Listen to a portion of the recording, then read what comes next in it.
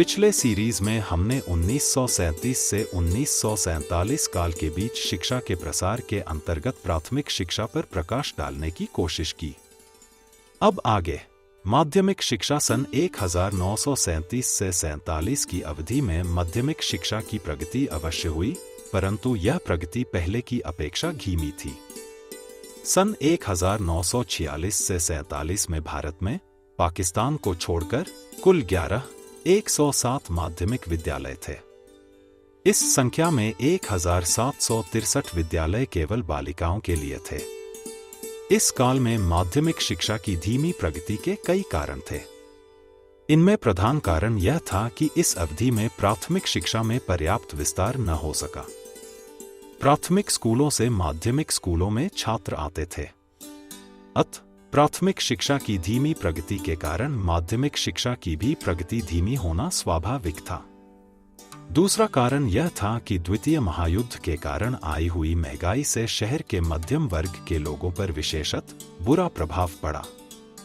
माध्यमिक स्कूलों के अधिकांश छात्र इसी मध्यम वर्ग से आते थे, परंतु आर्थिक स्थिति अनुकूल न होने के कारण इस वर्ग से उतने छात्र न आ सके जितने की सामान्य स्थिति में आते।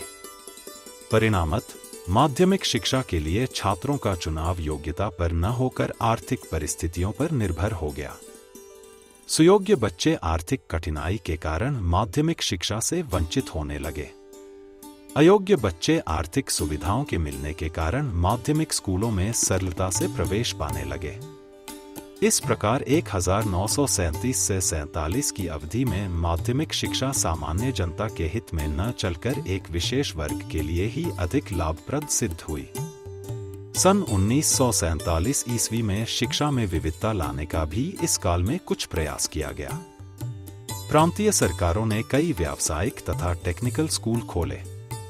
कुछ कृषि विद्यालयों की भी स्थापना की गई।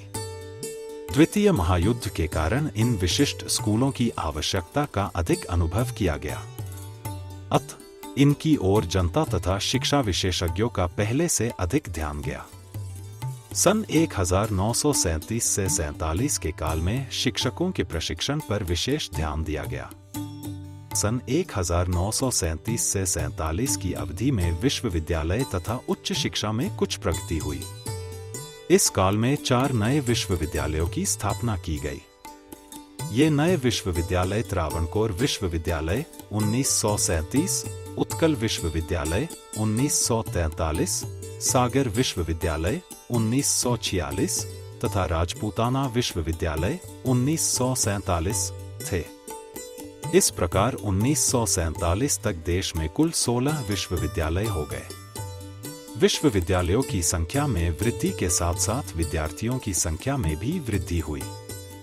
हरिजनों की शिक्षा सन 1937 में विभिन्न प्रांतों में कांग्रेसी मंत्रिमंडलों की स्थापना से हरिजन शिक्षा को बड़ा ही प्रोत्साहन मिला। हरिजनों के विरुद्ध अछूतपन की भावना को मिटा देने के लिए विभिन्न कांग्रेसी सरकारों ने कानून पास किया। शिक्षा के क्षेत्र में सभी संस्थाएं हरिजनों के लिए खोल दी गई और उनमें उन्हें विशेष सुविधाएं भी दी गईं। पहले प्राथमिक स्कूलों में हरिजन बालकों से फीस नहीं ली जाती थी। माध्यमिक तथा उच्च स्कूलों में भी उनकी फीस को माफ कर देने की व्यवस्था की गई। गरीब हरिजन बालकों के लिए पुस्तक अनुदान, फीस की माफी तथा परीक्षा शुल्क की माफी आदि कई सुविधाएं दी गईं।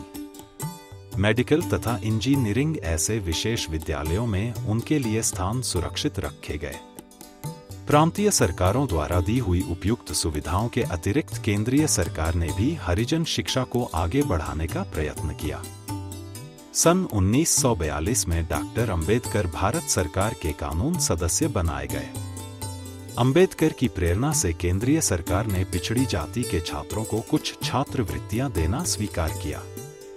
इस छात्रवृत्ति के लिए सन 1944 से 45 में केंद्रीय सरकार ने 3 लाख रुपए स्वीकृत किया। इस धन से उन हरिजन छात्रों को छात्रवृत्ति दी जाने लगी जो प्रवेश परीक्षा पास करने के बाद वैज्ञानिक तथा टेक्निकल शिक्षा प्राप्त करना चाहते थे। आदिवासी, पहाड़ी तथा अन्य पिछड़ी जातियों के लिए भी इस प्रकार की छात्रवृत्ति की व्यवस्था की गई। स्त्री शिक्षा सन 1937 से 47 की अवधि में स्त्री शिक्षा में अच्छी प्रगति हुई। विश्व युद्ध काल में देश के विभिन्न दफ्तरों और व्यवसायों में अनेक जगहें खाली हुई। फलत इनमें स्त्रियों को भी नौकरियां मिली। अब दफ्तरों में कार्य करने वाली स्त्रियों की संख्या पहले से कहीं अधिक थी। अतः नौकरी करके कुछ आर्थिक स्वतंत्रता प्राप्त करने की भावना शिक्षित स्त्रियों में प्रबल हो उठी। महंगाई के कारण मध्यम वर्ग के कुछ लोगों ने भी अपने घरों की स्त्रियों को बाहर नौकरी करने के लिए स्वतंत्रता दे दी। एबॉट वुड रिपोर्ट 1937 सन 1936 से 37 में भारत सरकार ने व्यावसायिक शिक्षा के पुनर्गठन के लिए इंग्लैंड के 2 विशेषज्ञ एबॉट और एसएच वुड को आमंत्रित किया गया। इन विशेषज्ञों के पास समय का बड़ा अभाव था। ये लोग व्यावसायिक शिक्षा की जांच के लिए संपूर्ण भारत का परिभ्रमण नहीं कर पाए और पंजाब, दिल्ली तथा संयुक्त प्रांत तक हो अपने को सीमित रखा। 4 महीने के अंदर ही इन्होंने जून 1937 में अपनी रिपोर्ट भारत सरकार के सामने प्रस्तुत कर दी। यह रिपोर्ट एबॉट वुड रिपोर्ट के नाम से प्रसिद्ध है।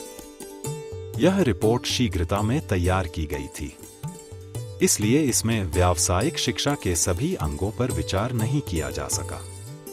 अतः इस रिपोर्ट के आधार पर व्यावसायिक शिक्षा का पुनर्गठन कर सकना संभव न हो सका।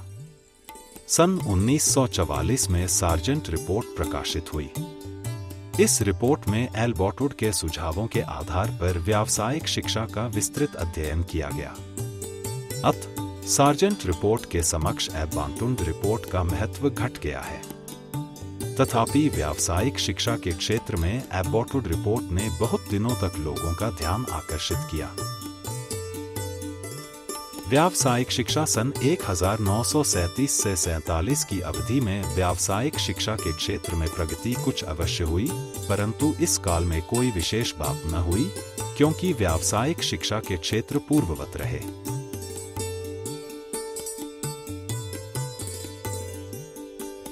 कानून की शिक्षा सन 1946 से 47 में 13 लॉ कॉलेज थे।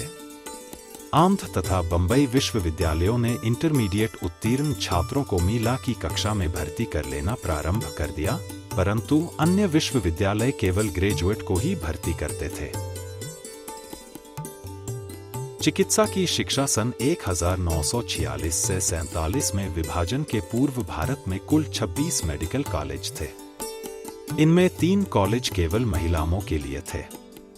इस अवधि में विश्वविद्यालयों ने चिकित्सा में पोस्ट ग्रेजुएट शिक्षण के लिए सुविधाएं और कांग्रेस मंत्रिमंडलों की प्रेरणा के कारण आयुर्वेद और यूनानी पद्धति को पहले से बहुत अधिक प्रोत्साहन दिया गया। इंजीनियरिंग की शिक्षा सन 1936 से 37 में देश में कुल 8 इंजीनियरिंग कॉलेज थे। विभाजन के कारण 1947 में लाहौर और कराची के इंजीनियरिंग कॉलेज पाकिस्तान में चले गए, परंतु इस हानि के बाद मी 1946 से 47 में भारत में 17 इंजीनियरिंग कॉलेज थे। परंतु अभी देश की मांग के अनुसार और भी इंजीनियरिंग कॉलेजों की आवश्यकता थी। टेक्निकल शिक्षा सन 1937 से 47 की अवधि में टेक्निकल शिक्षा में अच्छी प्रगति हुई। इस प्रगति के 3 प्रमुख कारण थे। पहला कारण यह था कि द्वितीय विश्व युद्ध के कारण टेक्निकल शिक्षा प्राप्त व्यक्तियों की मांग थी। दूसरा कारण यह था कि विश्व युद्ध के कारण देश में नए उद्योगों के लिए टेक्निकल शिक्षा प्राप्त व्यक्तियों की आवश्यकता थी। तीसरा यह था कि केंद्रीय और प्रांतीय सरकारों ने युद्ध के बाद कई नई योजनाएं चलाईं। इन योजनाओं को चलाने के लिए टेक्निकल शिक्षा प्राप्त व्यक्तियों की आवश्यकता थी। फलत देश में टेक्निकल शिक्षा का इस अवधि में बड़ा विस्तार हुआ।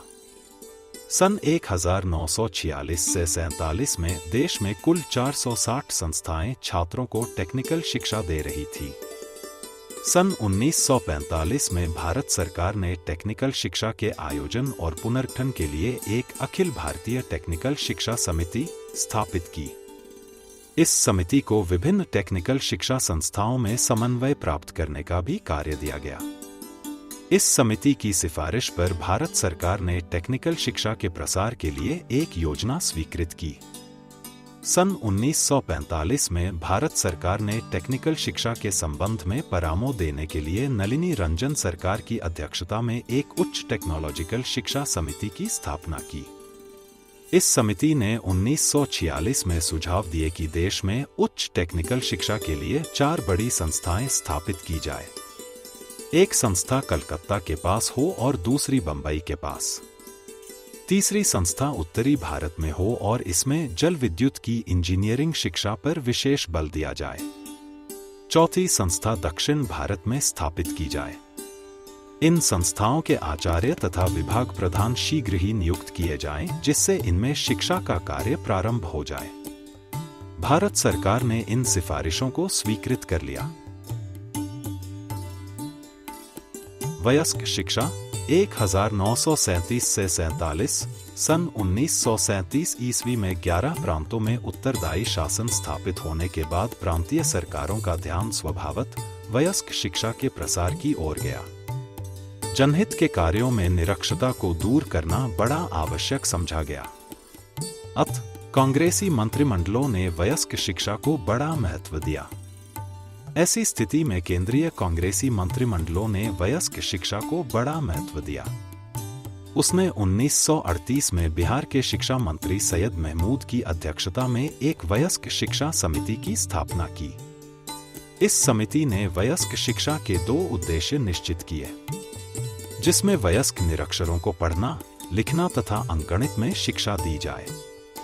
वयस्कों को उनके व्यवसाय के संबंध में आवश्यक बातें बतलाई जाएं और साथ ही उन्हें नागरिकता के महत्व और गुणों को समझाया जाए। अपने वक्तव्य में डॉक्टर सैयद महमूद ने समझाया कि सरकार की कोई भी योजना जनता के समुचित सहयोग से ही सफल हो सकती है और यह समुचित सहयोग शिक्षित जनता से ही संभव हो सकता है। इस प्रकार सन 1937 ईस्वी के पश्चात वयस्क शिक्षा का प्रसार लगभग सभी कांग्रेसी प्रांतों में किया गया। इन प्रयत्नों में मैसूर, बंबई तथा बिहार प्रांतों के कार्य विशेष सराहनीय हैं। सन 1940 ईस्वी में मैसूर विश्वविद्यालय ने शहर में व्याप्त निरक्षरता को दूर करने के लिए एक आंदोलन चलाया।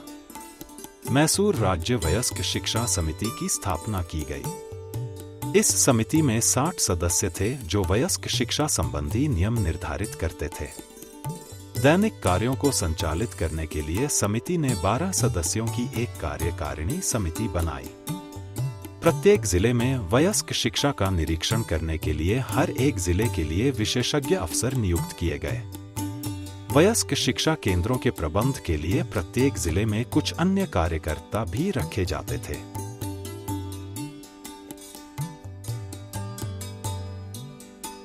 स्वतंत्र भारत में शिक्षा प्रगति ब्रिटिश शासन काल में प्रचलित शिक्षा प्रणाली के दोषों को दूर करने एवं शिक्षा को युग के अनुकूल बनाने के लिए हमारी सरकार द्वारा विभिन्न प्रकार के आयोगों की स्थापना की गई। विश्वविद्यालय की शिक्षा प्रणाली के गुणों एवं दोषों का भली भांति अन्वेषण करके उसके सुधार के संबंध में भारतीय सरकार ने सन 1948 ईस्वी में एक आयोग की नियुक्ति डॉक्टर सर्वपल्ली राधाकृष्णन की अध्यक्षता में की गई। इस आयोग ने बड़ी लगन तथा तत्परता से कार्य प्रारंभ किया और सन 1946 ईस्वी में एक विस्तृत रिपोर्ट विश्वविद्यालय की शिक्षा के पुनर्संगठन के संबंध में प्रस्तुत किया।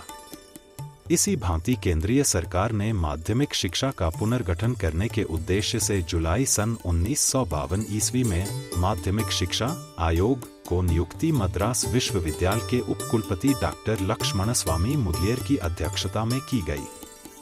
मुदलियर आयोग ने संपूर्ण देश के माध्यमिक विद्यालयों का परीक्षण विभिन्न दृष्टियों से किया। विभिन्न राज्यों के शिक्षा विशेषज्ञों से विचार विनिमय करने के पश्चात माध्यमिक शिक्षा के पुनर्संगठन के संबंध में अपनी विस्तृत रिपोर्ट अगस्त सन 1953 ईस्वी में केंद्रीय सरकार के समक्ष उपस्थित की।